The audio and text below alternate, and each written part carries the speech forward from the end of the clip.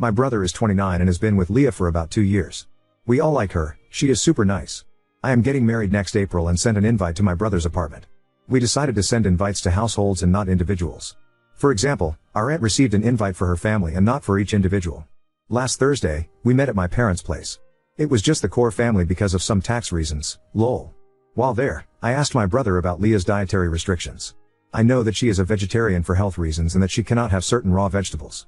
He said that she wasn't going to come and that he was taking his girl best friend, Amanda, instead. Now, their relationship is weird AF. Amanda has always been stringing my brother along, in my opinion. He always denies having feelings for her, but let's be real here. Amanda would date other guys, blow off my brother, then when things were on the decline with her partners, she would be attached to him again. Her last boyfriend broke up with her right around the time my brother, his then ex-girlfriend, Amanda, and her ex were supposed to travel to Spain. What did my idiot brother do? Go with Amanda alone because Amanda was uncomfortable with his ex-girlfriend. Obviously, he acted blindsided when his girlfriend broke up with him. I didn't even say anything anymore because it's all so weird. So, when he said that, I asked if Leah already had other plans. But my brother said that Amanda had asked if she could come because it would be an opportunity to finally see the old gang. We were in the same friend group in high school. I told him that I would have invited Amanda if I wanted her there. Amanda is mean and cold. She always makes disparaging comments about other girls. At every event, around 1 hour in, she will make some sort of scene that either has her running away crying or sitting mad at a table telling everyone to leave her alone and then making a cryptic comment about something hurting her. I told my brother I was revoking his +1 and Amanda was not coming to our wedding. He accused me of being misogynistic and bigoted because I don't understand opposite sex friendships. Which is BS. My husband has a female childhood friend who is his best woman. I love her too and she has been amazing. And she respects fucking boundaries. She always includes me and made a huge effort when I started dating my fiancé to integrate me into the friend group. Anyway, I said my decision was final. He could take it or leave it, but I would be inviting Leah myself because I like her. He screamed at me and told me to keep out of his business. I said to get rid of his weird fucking feelings for Amanda. He is mad at me. My dad said is none of our deal. My mom is furious with my brother. So Ida? Edit, to answer some questions the invite was addressed to the Smiths. Funnily enough, Leah had the same last name as us. Granted, we have one of the most common last names. Yes, they live together. The tax thing is nothing huge. My parents have a small business but are really bad at keeping track of all their receipts. So every month we go and help them. We digitalize the receipts and put them in a bookkeeping software for the accountant update one. I listen to 2 hot takes every day on my commute, so it was a huge surprise when you responded to my post. Thanks for your insights. Regarding the invitation, I now realize I shouldn't have phrased it as inviting a single person. I thought inviting households would be cute and less pressure for guests. Lesson learned, LOL. Here's an update I'd like to share with you. After the confrontation, I didn't hear from Leah or my brother for about 2 days. During that time, Amanda reached out to me upset about my Reddit post. She called me an asshole and insisted that Leah is not the only special woman in my brother's life. She argued neither Leah nor I have the right to be selfish with my brother's time, asserting she existed before Leah or any of his girlfriends and would outlast them all. She ended with a presumptuous statement that she would surely see me at my wedding. I was fuming. I chose not to engage with her other remarks but instead sent her a clear message. Hello Amanda. You are not invited to my wedding. If you want to see the old gang, please organize a coffee date when they're all in town. Should you appear at the wedding, you will be escorted out, peacefully by staff or with police involvement. Please refrain from contacting me or my husband. Amanda responded with more emails, mostly vague threats and name-calling, and turned to Instagram to indirectly target me. She tagged me in posts, making my username small so people wouldn't notice me tagged but would see it in my notifications. She also used an Ask Me Anything sticker on her Instagram story, where I'm pretty sure she asked herself leading questions. Highlights included questions like, what's the perfect outfit for a wedding? With a photo of herself in a dress captioned, this. But sadly I'll never get to use it, and what is your pet peeve? Followed by a rant about nosy people who think they have the right to control others. She flooded her story with sad quotes about no longer having a girl's girl. She tagged me in every single one. Of course, I screenshotted them all, lol. Some friends reached out when Amanda started spreading a different story, claiming I originally invited her but later disinvited her because Leah hates her and pressured my brother to do the same. The cool part? Not one person believed her. Many of our old high school friends have cut ties with Amanda, and the few guys who still talk to her are more linked to my brother. They reached out to let me know Amanda was spreading rumors. The girls in the group blocked her after she vented to them, which led Amanda to start bombarding their phones. My brother panicked, thinking I'd started a campaign against her. Speaking of my brother, he called and texted me multiple times, furious that I excluded Amanda and even blamed me for any harm she might come to. He went as far as calling our mother, saying Amanda was depressed and threatening never to forgive me if something happened to her. My mom advised him to call for a welfare check if he was genuinely concerned because he, as an individual with no training, wouldn't be equipped to handle such situations. The biggest development is that my brother got kicked out of his shared apartment. Leah called me to say their relationship might not continue and that she might not feel comfortable coming to the wedding. I understood her decision and offered an open ear. We met for coffee, and she recounted their ugly fight. Without going into all the details, Leah didn't hold back. She made my brother read every single text out loud between him and Amanda and sent a copy to one of her male friends, who replied, "Leah, WTF? This is not okay." She used this as evidence that their interactions were, at best, inappropriate and, realistically, an emotional affair. When my brother begged her to stay, she asked him why, knowing he would always choose Amanda. He swore he wouldn't, but his immediate response to a hysterical call from Amanda about me bullying her proved otherwise. Leah left while he comforted Amanda in another room. Later, she texted him that he needed to move out while she was away. It's her apartment, and she didn't want to see him until certain conditions were met, cutting Amanda out completely and seeking therapy to address his unhealthy patterns. The fight spanned 2 intense days. Leah found solace in your podcast and the comments here. She described it as surreal but helpful. She sends her greetings and wants people in similar situations to know a few things. Don't fear being alone because being with someone who's not good for you will make you feel lonelier than being single. Never enter a relationship with a "I can fix a" mentality, as it usually ends in heartbreak. Prioritize yourself, and while trying to work things out is noble, don't depend on it as the solution. That's pretty much it. It sounds convoluted, like a soap opera, but my day-to-day life has surprisingly been calm. I think my brother really needs to mature and either commit to Amanda or realize he's being strung along.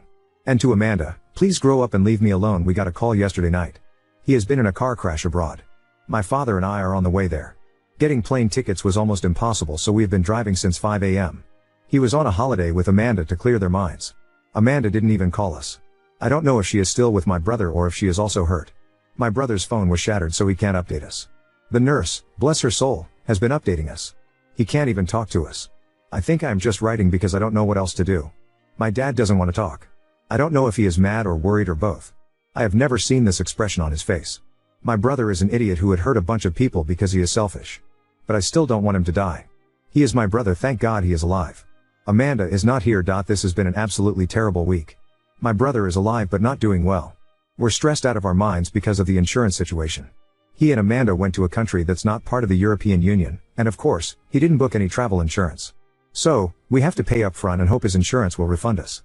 But we all know how that goes. If they owe you money, you might see it in 8 to 18 business months. My mom and Leah are trying to figure that out too. Amanda came to the hospital yesterday. She hadn't left, she just had to go to the police because of the car crash. The reason my brother is in the hospital is not because of the crash, but because of sepsis, a UTI turned kidney infection turned sepsis. They decided to go on vacation to blow off steam. Around 4 days in, my brother started feeling warm and sick. Amanda said she offered to drive him to an ER, but he declined. I'm not sure if she's telling the truth, but this is the first time I've seen her being genuine. They went out drinking, and when they came home, he took something for the pain. Amanda couldn't tell me exactly what it was, but she said it worried her because you're not supposed to mix medication with alcohol. They started arguing, and then my brother passed out. I don't know why she didn't call an ambulance, she couldn't explain it to me either. But when my brother came to, she loaded him into the car. Amanda said she panicked, and when they were arriving at the hospital, she crashed into a barrier. That's when my brother's phone, which he was holding, flew out of the window. Amanda decided to run into the clinic to get someone and stay with the car until the police came. After that, they didn't let her in because she's not family. Instead of calling us immediately, she went back to their Airbnb and told me that she just needed a moment to process everything. She had to go to the police, pay for the damage, and then went to see my brother. But here's where it gets frustrating. Amanda decided that she needed to clear her head and left my brother in the hospital alone for a day. She checked into a nearby hotel to rest. She didn't tell any of us where she was until she showed up at the hospital yesterday, looking somewhat relaxed and acting as if everything was under control. When we confronted her about leaving my brother alone, she said, "I just needed some time to get myself together. It's been overwhelming." Meanwhile, my brother was lying in a hospital bed in a foreign country, with no way to contact us because his phone was shattered in the crash. We're now trying to navigate the logistics of getting him home and ensuring he gets the medical care he needs. Amanda, on the other hand, seems more concerned about how this whole situation is affecting her peace of mind. She even posted a photo from her hotel room, with a caption like taking a much-needed break. It has been a nightmare, and Amanda's behavior, while not super malicious, has added to the stress. We're doing everything we can to support my brother. My brother, on the other hand, is struggling physically and emotionally. He's worried about the mounting medical bills, his recovery, and the strain this situation has put on our family. On top of that, he's afraid that Amanda is losing interest in him, which only adds to his anxiety. That's why we're playing nice with Amanda, to avoid adding any more stress for my brother. We're focusing on getting him the best care possible and bringing him home safely. Now story 2. Fiancé and mother had an affair behind my back, resulting in my brother forcing me to confront them and leave them both behind. My fiancé, 25 male, and myself, 24F, have been together since we were 17-18 years old.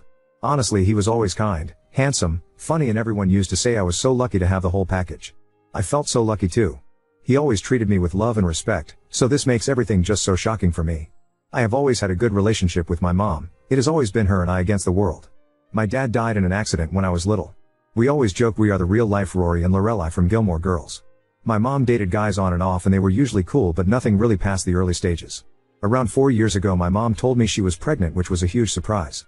My mom was around 42 years old, and although she was sort of dating someone recently, didn't meet the guy but knew she went on dates, it still was a big shock.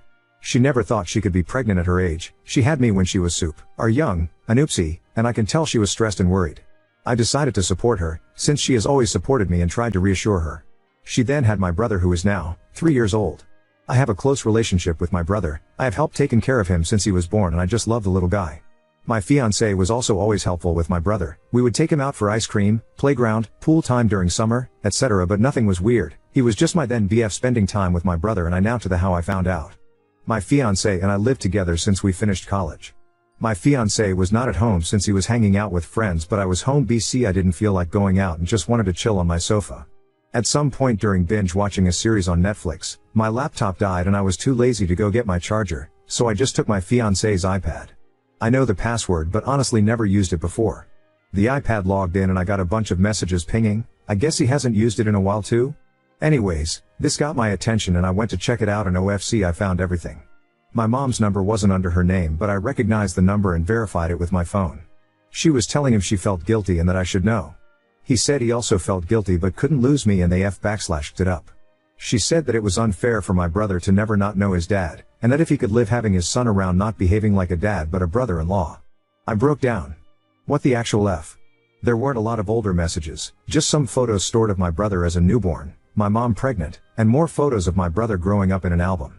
I couldn't anymore. I cried for what it seemed ages, and I wait for my BF to come back home. I wish I was one of those women that can pretend and get things together before confronting the cheater, but I can't. He came back later that night, RO, 23:30, and I just gave him the iPad with the conversation opened and saw his face completely go pale. I asked for an explanation. When? How? Why? And he didn't want to at first, but knew he had to. Apparently a few years back while I was traveling with some friends, girls trip, my fiancé and mom had dinner together. This isn't strange since he has been part of the family for so long. Sometimes mom and fiancé would eat together at our place even if I was busy with sports or out. I did the same with his parents. Somehow, unclear how since he couldn't explain it well, one thing led to another and they ended up sleeping together. They felt guilty but apparently not guilty enough. BC they slept together 2-3 more times, using the excuse of meeting up to discuss how to tell me. Apparently when my mom got pregnant they stopped sleeping together and decided to not tell me, since my fiancé loved me and couldn't lose me and my mom didn't want to lose her daughter. So here we are now, with two of the most disgusting humans. I obviously broke the engagement, told my mom to never talk to me again and move in with a friend. I feel bad for my brother since I really love him, but I can't be around him now, I just can't.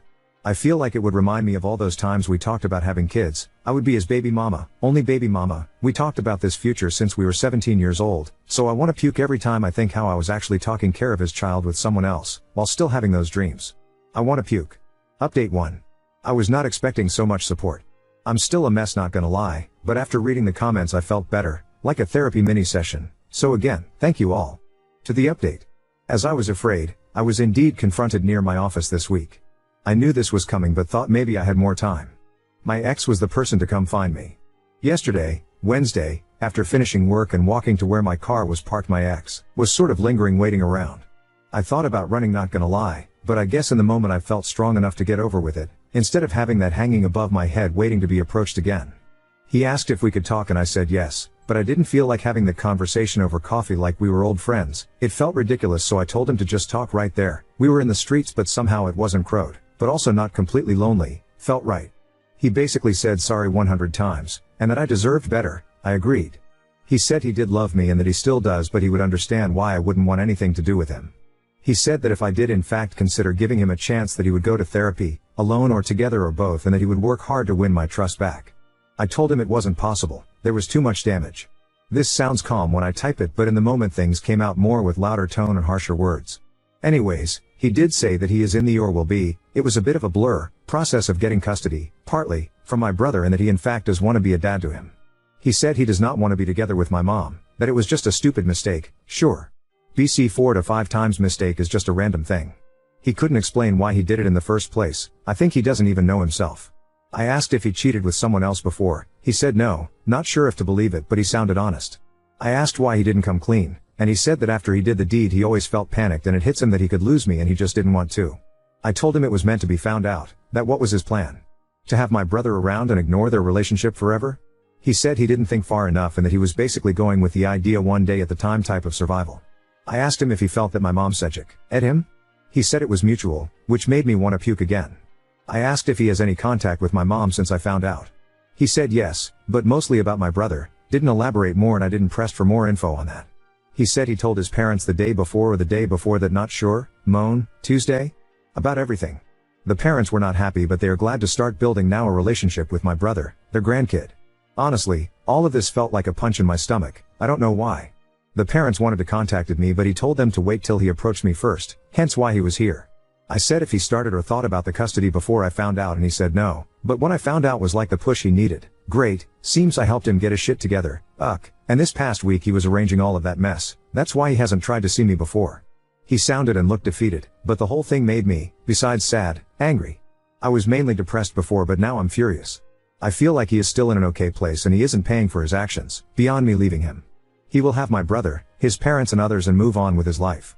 While I lost everything. I hate him. We parted ways not on a happy note, and I told him to never get near me again. I was done.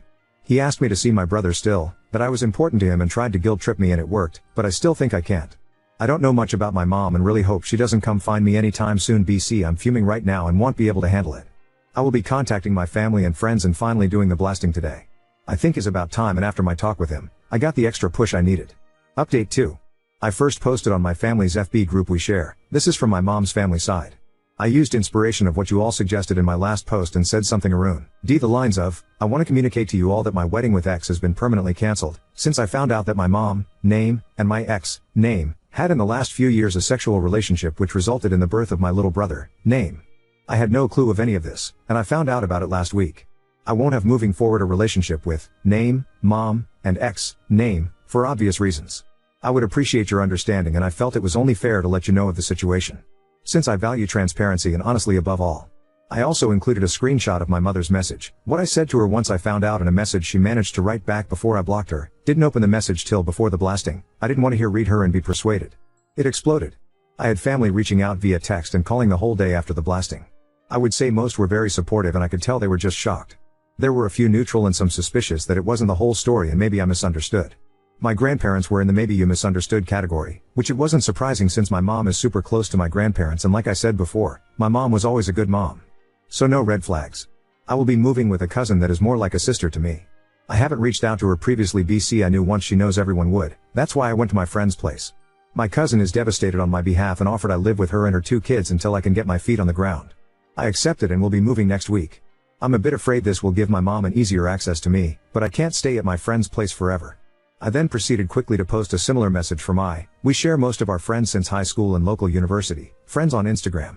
I created a close friends story and tagged most of them too. This went viral in our friend group. Actually, one of my friends sent me my Reddit post and asked if this was me. I confirmed. They were also shocked and speechless. They never thought my ex would even remotely do anything like this. They said he was crazy about you. Oh well. Apparently he went overboard on the crazy part. The group of friends is divided ATM, some are completely on my side and some are thinking it isn't the whole truth. I told everyone that reached out that if they don't believe me to ask their friend if he is asking for custody of my little brother. That kinda shut them up for now. My ex deleted his social media apparently. Also, my ex's parents called me like I guess they would. They were kind to me and were very sorry about everything. I got the feeling they are also overwhelmed and very disappointed. However, it was clear they will be supporting their son. They are very upset at my mother, and don't want anything to do with her, but not sure how that will work with my little brother and everything else. They tried to give me info about the custody and what is my ex up to now, but I shut that down quickly and told them I don't want any info, I want to move on. I also asked them to not reach out in the near future, that I needed distance, especially if they will be supporting my ex. He is living with his parents ATM. Also, my ex and my mother after the blast were going nuts trying to reach out to me. They tried calling my friend, who she blocked them, and reaching out from different numbers. I had to put my phone on silence and ignore everyone. However, my mother sent me a long text, from another number, and that was a weird text. She said that I was being cruel and that she didn't think she raised me that way. She said she thought we had a better relationship than me blasting out laundry like that without talking to her first. That I didn't have the whole picture. She did mention something that confused me. She said in her long-ass text, that the reason she slept with my ex, is because he reminded him of my dad. That it was grief. That she didn't mean to use him to heal her pain, but she wasn't strong enough. I don't even know what that means. Like, did she think that my ex looks physically like my dad? Or personality? Or what? I have seen photos of my dad, and well, yay, my ex isn't super different but also not super alike. I mean, they share brown/dirty blonde hair, blue eyes, white skin. But that's not so uncommon. I don't see what else. I don't know. That threw me for a loop and honestly makes me want to confront my mom just to know what the hell. From all the things she could say, I was not expecting that. I'm holding on better. I don't cry every hour or want to murder them. But I'm still sad and upset, and it just feels like it isn't my life. That is a big joke or a bad dream, and I will wake up to my normal life. I also need to really start planning my future and start applying for jobs in other cities, or maybe check the possibilities abroad more seriously. I might ask for 2 to 3 days off work to really get my thought together and do some research. I'm terrified, TBH. I feel frozen, but I know I need to start moving. Commenter number 1, that mom is hilarious. I thought I raised you better. I never in a million years thought you'd fuck my boyfriend, but here we are. Commenter number 2, my petty ass would be sending her that. Commenter number 3, right?